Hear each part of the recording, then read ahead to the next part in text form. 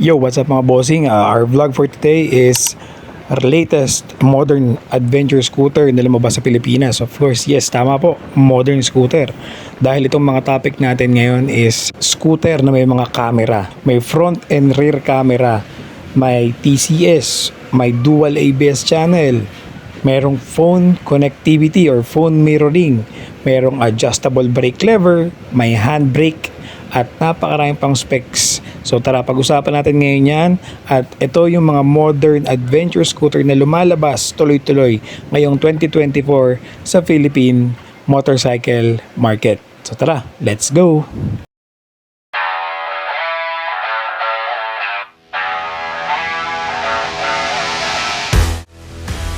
So yun mga boss, good day sa inyo. At ang pupuntahan natin ngayon is yung isang dealership dito sa area ko, sa Del Monte, Bulacan, dahil meron silang bagong dating na adventure scooter.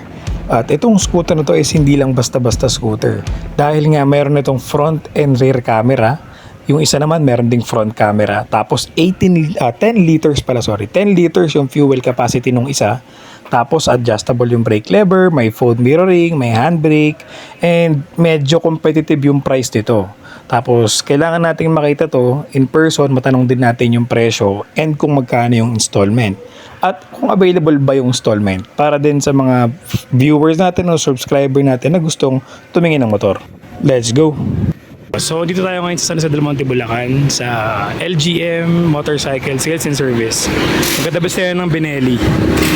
So tignan natin yung bagong labas na FKM 180 na adventure scooter. Yan. So ito yung bagong scooter na may camera, lupit.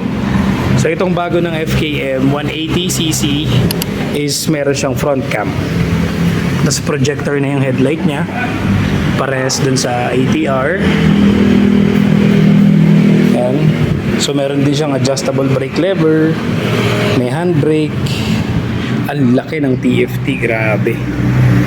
Almost isang dangkal pahaba. Oh. Ang laki ng TFT display niya compare sa ATR natin. So may phone connect din ito. Tapos ito yung pinakamalupit sa FKM, guys. Meron siyang libreng top box bracket. Yun yung pinakamalaking bagay dyan. Diba? So ito yung pinakamagandang bagay din dyan na free na. So ito, naka rim set na din siya, parang version 1 sa ADX. Naka subtank na rin. Hindi ko lang alam kung working to or kung may butas. Yan. Tapos 10 liters to. Yung gas nito is 10 liters. Yun lang ang advantage niya kasi 180cc siya. So sa 180cc 10 liters na yung fuel niya capacity. Pero yun lang, naka-telescopic pa din to. Diba? Parang lupit. 180cc. Ganda, oh. So may front cam. Yun, so ito namang isa is FKM din. Same base model brand nung kanina na 180cc. Pero ito 150cc. Tapos adventure scooter din ito. And naka-dual na din na camera. Ito yung may rear camera. And then meron din tong front camera. Tapos malaki din yung TFT display nito. Pwede ka din mag-phone mirroring dito. And then yan yung mga buttons niya. Adjustable din ang brake lever and may handbrake. So naka-projector headlight din to, parehas nung isa. At ayan naman yung front camera niya. So ito yung may harap at likod na camera. 'Di ba? Yung isa kanina front cam lang. Tapos naka-dual sport tire na din to, CST yung brand. Dual ABS channel na siya. Tapos meron siyang 9.3 liters fuel capacity. Single overhead cam, 150cc, liquid cooled na rin to, and may free top box bracket na din to. So sulit na din to sa adventure scooter. Yan mga bossing, isang mabilisang specs lang to. Comparison agad. QJ ATR 160 inverted front suspension.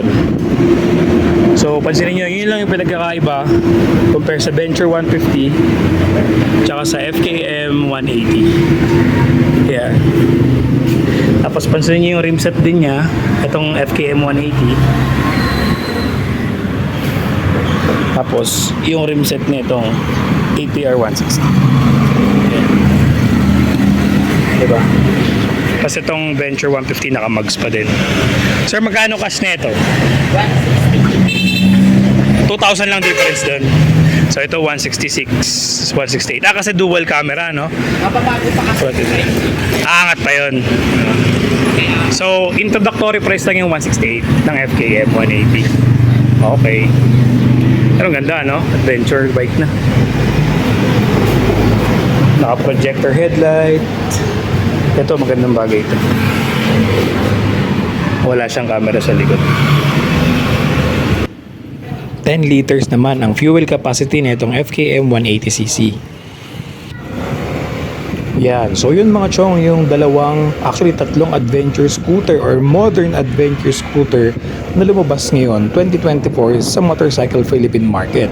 So bakit ba natin tinapik yung tatlong brand na yun or tatlong model na yun? Kasi sila lang naman yung kauna-unahang scooter na lumabas sa Pilipinas na medyo kakaiba yung specs, which is modern and revolutionary, 'di ba? Like yung scooter mo na pwede mong i-connect yung phone mo, pwede kang mag-phone mirroring, may GPS, tapos yung dalawa may front camera and rear camera yung isa. Tapos ito namang hawak ko or ATR 160 is meron naman siyang hybrid power 1 assist. Tapos meron din siyang phone connectivity and GPS. Plus yung projector headlight nila, pare-parehas, yung kanilang headlight is projector na. 'Di ba? So very modern, tapos upgraded na kagad yung kanilang mga parts tulad ng suspension with dual sub-tank na, 'di ba? Tapos dual disc brake. Ito may TCS tong ATR 160.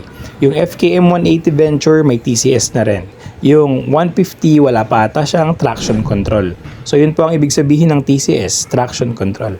So pakita natin yung full specifications nitong tatlong motor na to and then yung prices niya, alright? So ito yung bagong labas from FKM, yung ADV 180. Yan yung kanyang full specs. At ang special features naman nito is yung kanyang front camera and yung TFT display dahil pwede mong connect ang cellphone mo. Ito naman po ang full specs ng FKM ADV Venture 180. So yan naman po yung prices niya. Alam ko nag-increase na sila sa SRP. And last but not the least, ito yung ATR 160 from QJ Motor. Ito naman ng kanyang full specs. And if you want further reviews and feedback para dito sa ATR 160 QJ Motor, check mo lang yung YouTube channel ko na Vlog ni Kosa. Marami akong reviews and vlogs about this ATR 160. Also, itong tatlong ito ang pinakamalupit at modern scooter ngayon sa Philippine market. Tapos, tanungin natin yung isa mga tropa natin. Sir, magkano nga ulit yung cash nito? FKM. 168 yung cash ng FKM. Tapos, pag installment, pwede na rin, no? Magkano yung down? 52,500 down payment. 52,000. O, yun. Kapag gusto mo ng installment.